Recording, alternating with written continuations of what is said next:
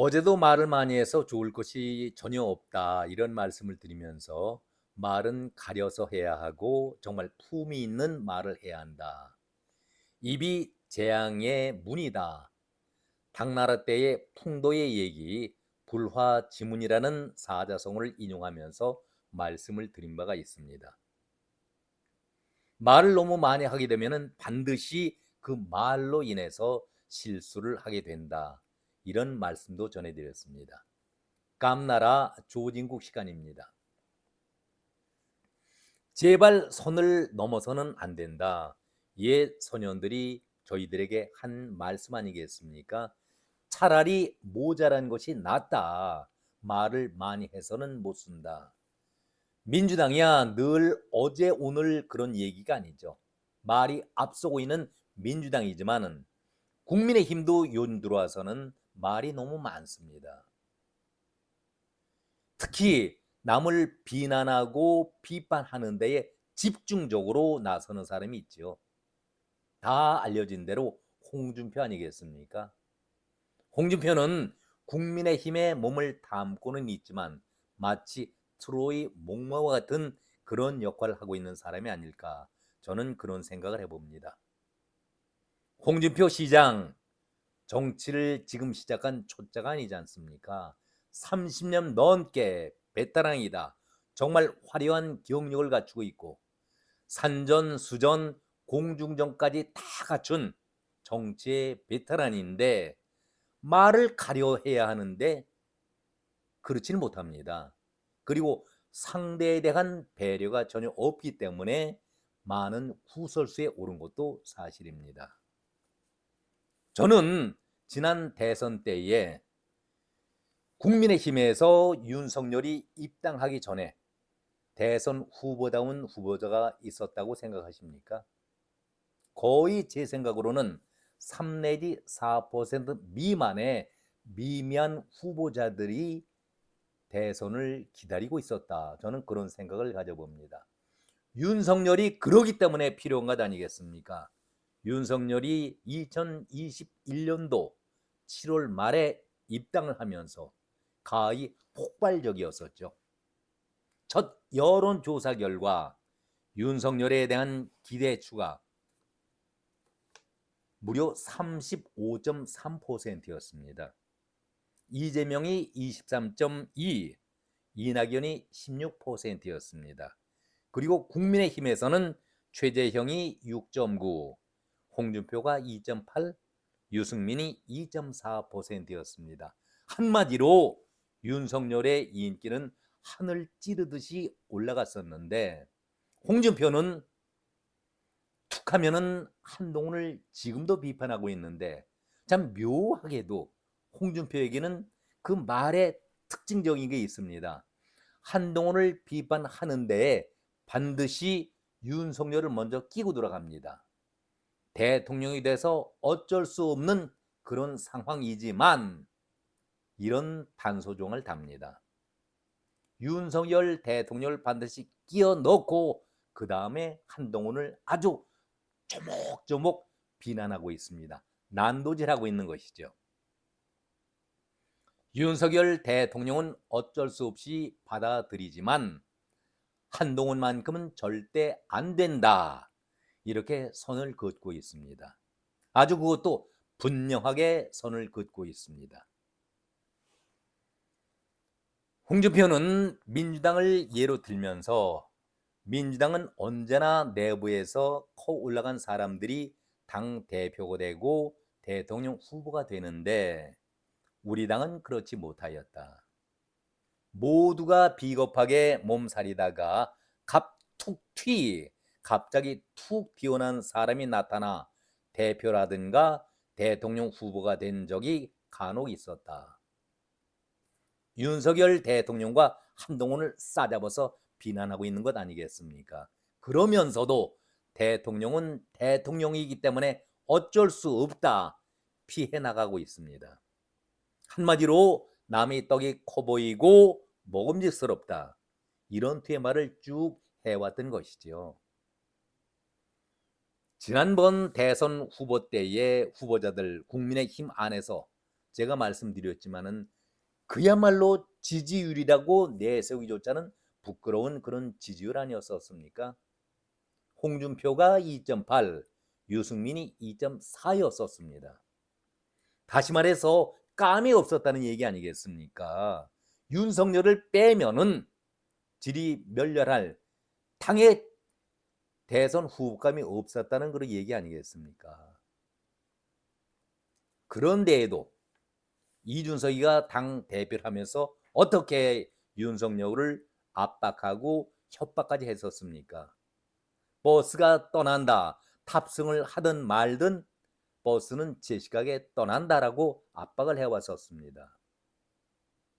그런 그야말로 비난과 협박 소리를 들어가면서 윤석열이 대통령으로서 정권 교체를 성공시켰었는데 그 이후에 홍준표는 계속해서 윤석열 대통령과 한동훈을 비난해왔던 것도 사실 아니었겠습니까? 자신들의 경쟁력이 떨어져서 내세울 후보가 없었기 때문에 윤석열을 입당시켜 놓고 결국 흔들었던 사람들이 과연 누구였습니까?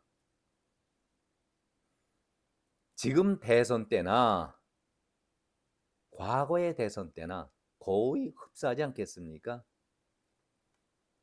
몸살일 만한 비겁한 행동을 보였던 것이 대표감으로서는 충분히 넘쳐나는데도 우리가 외부 수혈로 우리 자체 내에 대선 후보감을 만들지 못했고 대표를 만들지 못했다라는 자탄의 소리를 홍준표가 하고 있는데 과연 국민들이 여기에 동조 동의할 수 있다고 생각하십니까?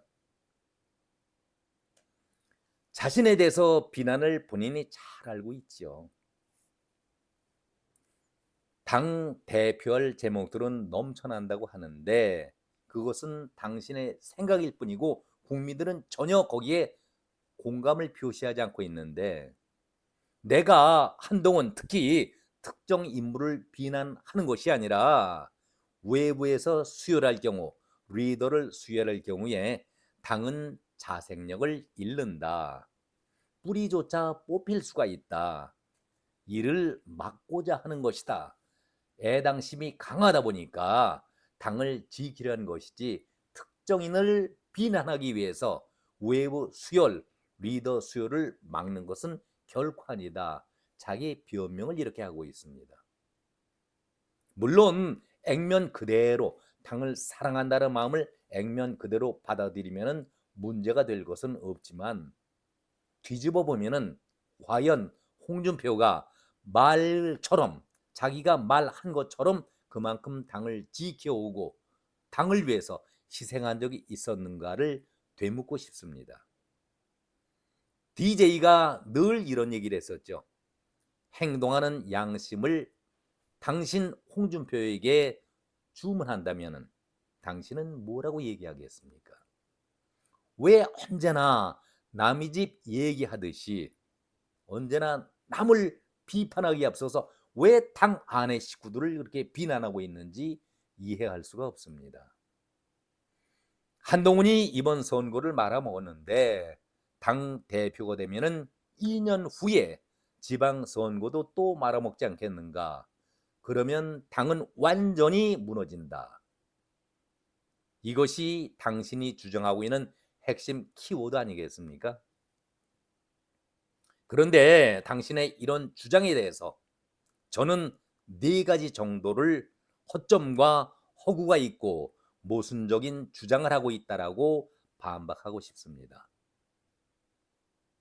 첫째로 당 대표를 뽑는 것은 당의 기준 아래에 정상적인 절차에 따라서 대표를 뽑으면 될 것이고 그 룰을 지키면 되는 것입니다. 그러면은 그 당원들이 뽑았기 때문에 그 결과도 당원들이 당 전체가 책임을 지면 될 것이지 어느 특정인의 생각에 따라서 누구는 된다, 누구는 안 된다 이렇게 미리 선을 긋고 말해서는 결코 안 된다. 저는 그런 생각을 가져봅니다.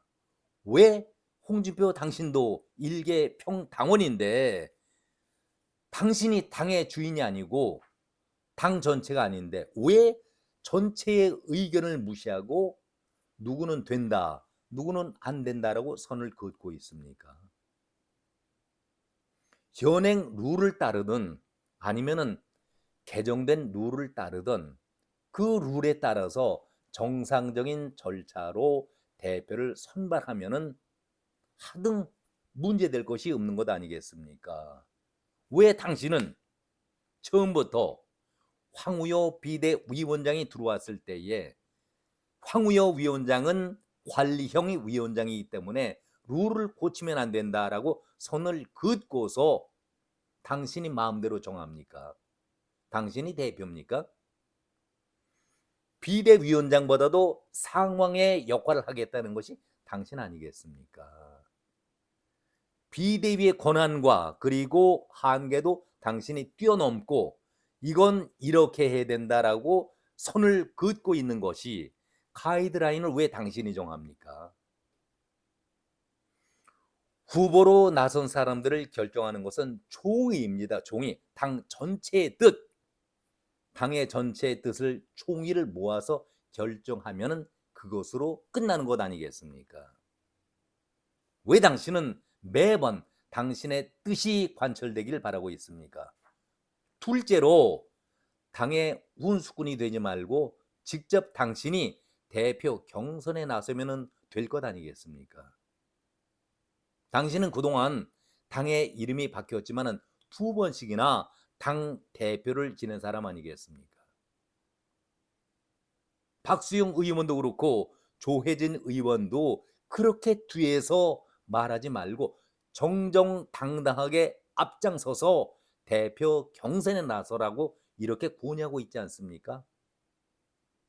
여기에 대해서는 아무런 언급이 없이 왜 한동훈만을 꼬집어서 비난하고 있습니까?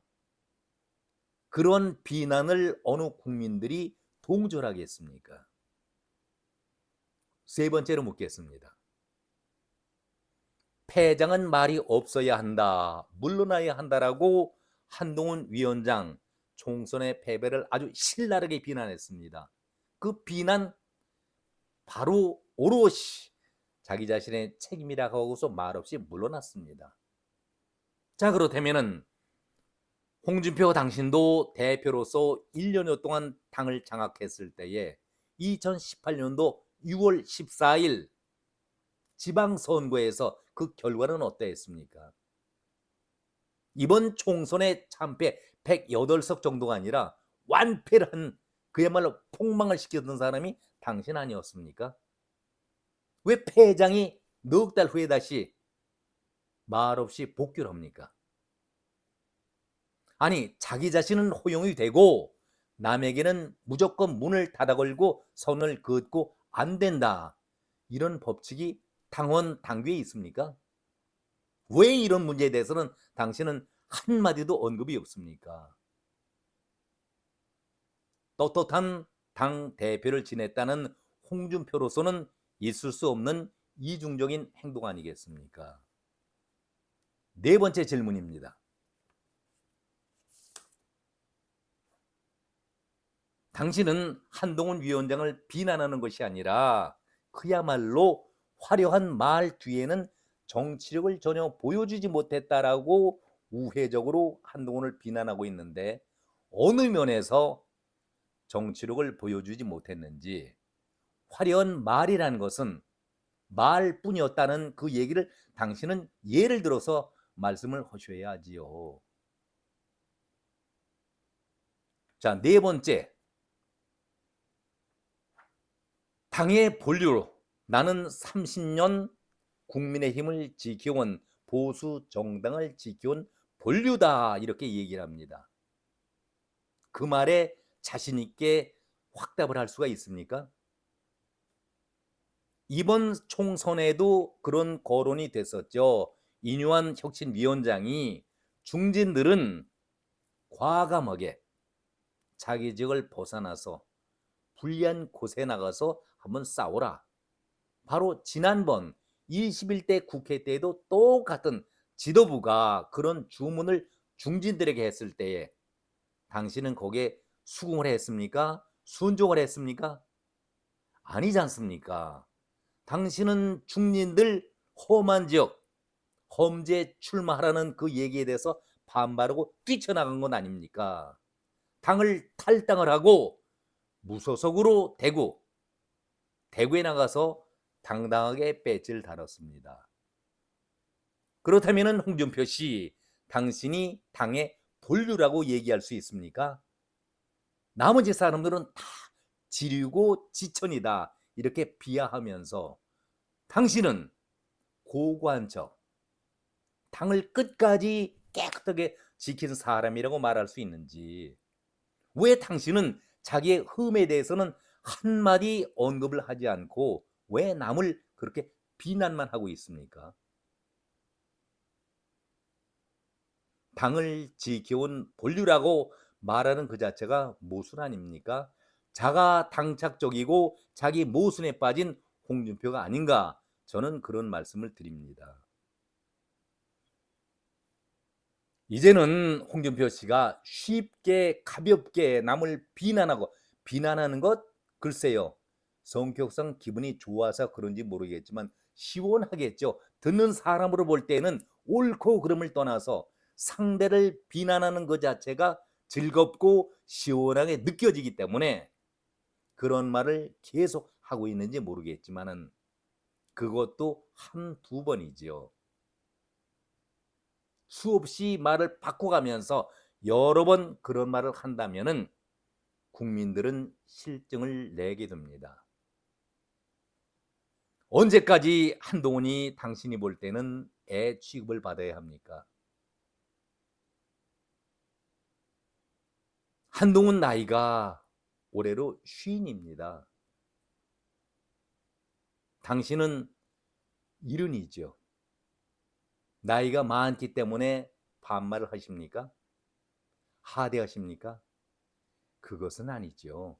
공직에 임하고 있는 사람이라고 한다면은 그 직책에 걸맞게 예우하는 것이 공직자의 도리 아니겠습니까? 그런 발언은 정말 해서는 안 됩니다. 저는 이제 결론의 말씀을 드립니다. 윤석열이 들어오기 전에 국민의힘에서 과연 힘이 있었던 후보자들이 있었는지, 한마디로 10%에 육박하는 그런 후보자들이 전혀 없었고, 기껏해야 3, 4%의 후보자들만이 국민의힘의 대선 후보자로 나서려 했을 때에 윤석열이 당을 어찌됐든 간에 구했던 것 아니겠습니까? 홍준표 시장에게 한번 묻습니다. 윤석열 후보가 후보로 나섰을 때에 어떤 도움을 준 거라도 있었습니까? 좀 심하게 말한다면은 홍준표는 늘 싸움 구경을 즐겼습니다. 남의 집 불이 나면은 그 불 구경도 열심히 해왔습니다. 언제나 남의 집 얘기를 하면서 결과에 따라서 비난하는 데에 절대 빠지지 않았습니다. 이런 모습이 홍준표의 정치 30년의 모든 것 아니었었습니까? 물론 자신은 공무원이기 때문에 지지하거나 선거운동을 할 수가 없었다라고 말을 하고 있겠지만은 평소에도 늘 그런 식이었습니다. 한동훈이 당 대표가 되면은 지방선거를 또 말아먹고 당은 완전히 무너진다. 아니, 당 대표를 앞에서도 말씀드렸지만은 홍준표가 뽑는 것이 아니라 당원 전체가 뽑는 겁니다. 그렇다면은 당의 정상적인 절차에 따라서 그 절차를 지켜주면 되고, 그 모든 결과는 당원 모두가 책임을 지면 되는 것입니다. 패장은 말이 없어야 한다라고, 물러나가야 한다라고 얘기하면서도 당신은 그대로 물러난 적이 있었습니까? 30년 당을 지켜온 본류라고 얘기하지만 지천과 지류와는 다르다 하대를 하면서 당신을 내세웠지만은 정말 당신이 당을 지켜온 본류였습니까? 박수영 의원이 그리고 조혜진 의원이 얘기했잖아요. 자신이 있다면은 당당하게 나서라. 이렇게 당 대표 나서기를 원하고 있는데 홍준표 시장은 이런 말에는 전혀 대꾸를 하지 않고 있습니다. 그러면서 한동훈을 일방적으로 문매를 가하고 있습니다. 한동훈은 말이 없습니다. 한동훈은 언제까지 홍준표에게 애소리를 들어야 합니까? 강하면은 꺾이고 부러집니다. 오늘은 여기까지입니다. 고맙습니다.